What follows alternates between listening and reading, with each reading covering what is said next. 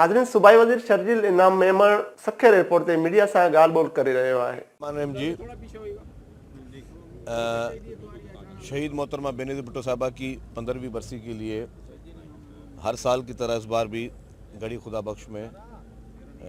उनको अकीदत पेश करने के लिए मुल्क भर से जाले जमा होंगे और 27 दिसंबर पाकिस्तान की तारीख़ में हमेशा स्याह दिन के तौर पर जो है वो समझा जाता है, जिस दिन एक अजीम लीडर को पाकिस्तान की पहली और मुस्लिम दुनिया की पहली खातून वज़ीर आज़म को बेदर्दी के साथ शहीद किया गया और उनको अकीदत पेश करने के लिए मुल्क भर के नौजवान, बच्चे, ख़वातीन, बुज़ुर्ग सब जमा होते हैं और ये एक अकीदत भी होती है। अकीदत के साथ साथ ये पैगाम भी होता है कि जुल्म करने वाला कितना भी मजबूत क्यों ना हो, लेकिन जो शहीद होते हैं वो हमेशा लोगों के दिलों में राज करते हैं।